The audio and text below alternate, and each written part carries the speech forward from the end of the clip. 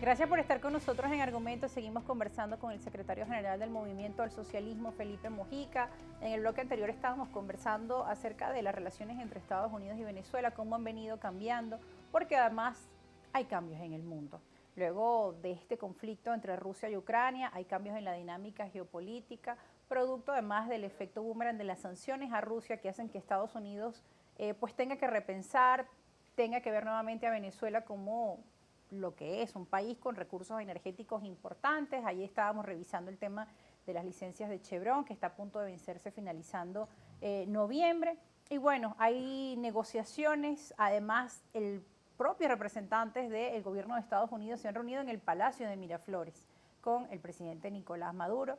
Incluso se realizaron últimos encuentros donde no estuvo presente la llamada plataforma unitaria, que es a quienes reconocen en Estados Unidos, o por lo menos reconocen como presidente interino a Juan Guaidó.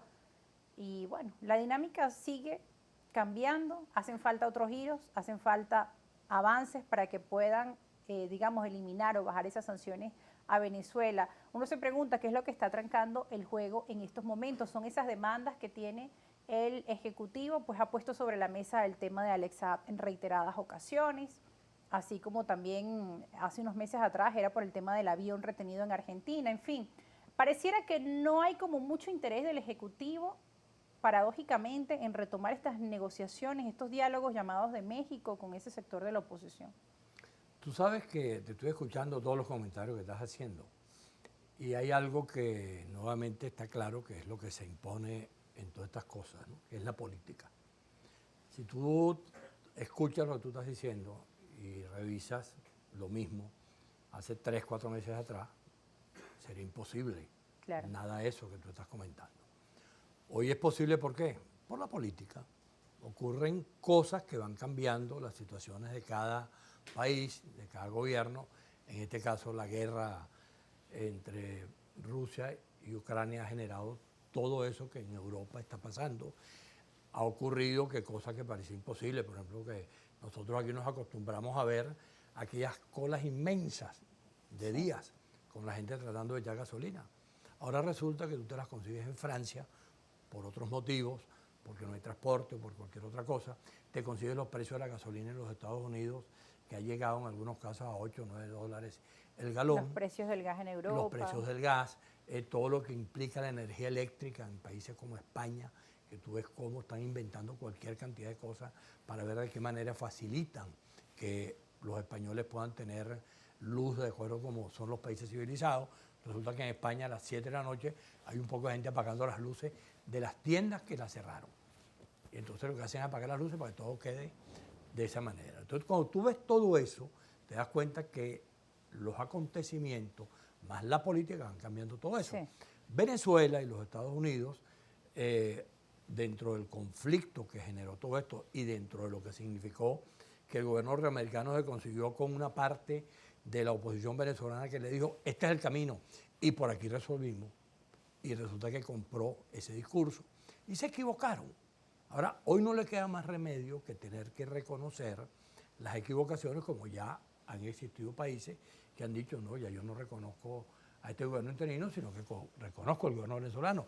Y ha habido cambios en los países como Colombia, lo que pudiera ocurrir en Brasil, que también puede generar una situación distinta.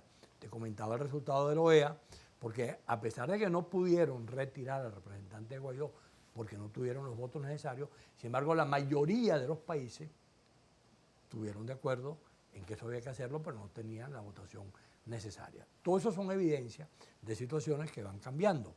Hoy en Venezuela esto hay que asumirlo como un hecho.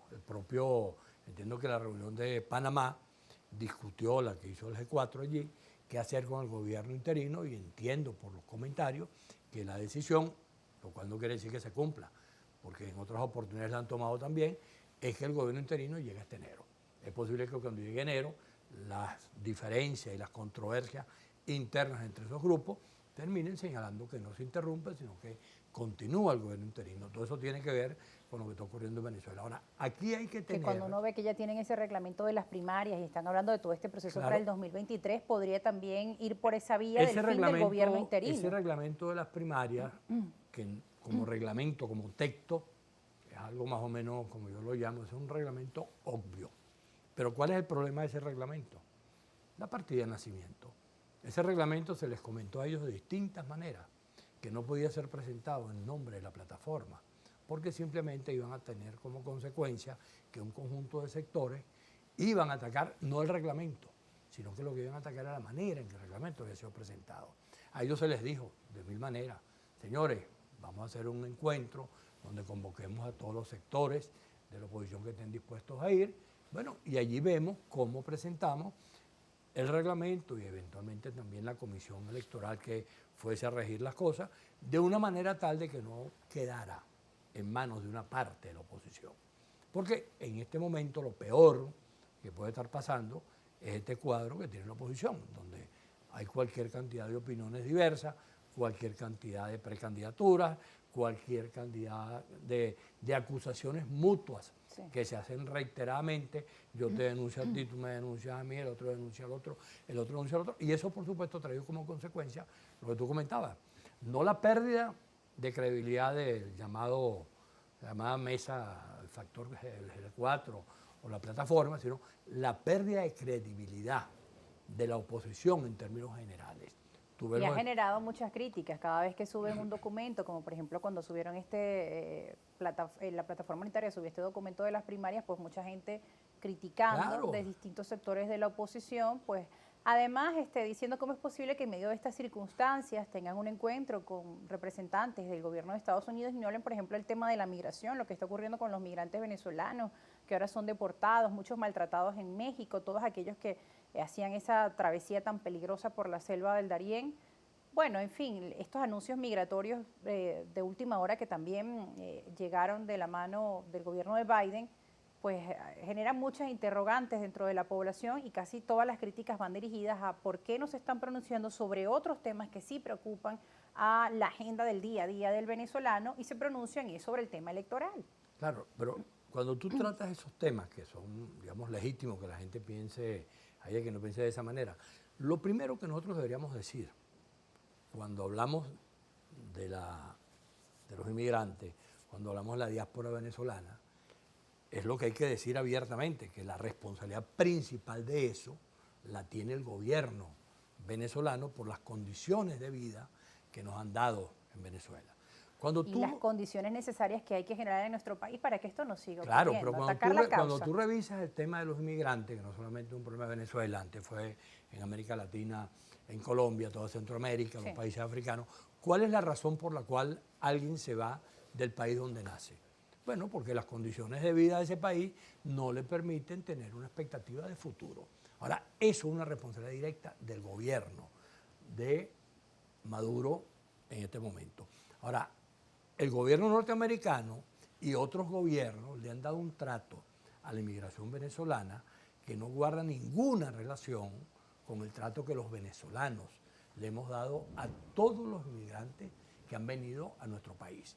Aquí ha llegado inmigrantes de todas partes del mundo, en cualquier circunstancia, desde la Segunda Guerra para acá, y el conflicto europea, bélico de Colombia, y el problema de Chile, y el problema de Brasil, y el problema de Argentina, y aquí toda la inmigración venezolana, que ha llegado a Venezuela, fue recibida de la mejor manera, y aquí no se pedían requisitos, la gente, yo recuerdo que cuando hubo el problema con la muerte de Allende y la situación de Pinochet, aquí incluso hubo circunstancias de universidades que ni siquiera pidieron los títulos que acreditaban que fulano era tal o cual cosa de punta profesional y simplemente creyeron en la palabra que daban y los colocaron como profesores. Aquí hubo una disposición a convivir con todo eso. Hoy, producto de todo este cúmulo de circunstancias, se nos presenta que aparentemente 6 millones de venezolanos están yéndose de nuestro país y se abre el conflicto de lo que significa todo lo que ha ocurrido con Panamá por el paso por la selva, lo que significa después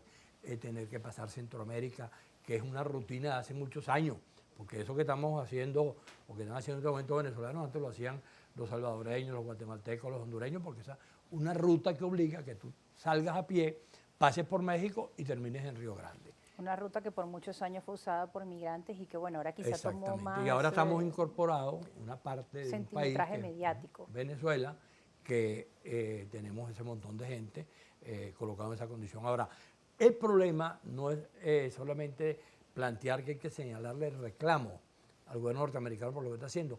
Yo creo que el problema principal ahorita es cómo exigirle a toda la oposición que rectifique y que nos podamos colocar con la paciencia del caso. Aquí hay que tener paciencia. Ese reglamento está ahí, veremos a ver qué más pasa.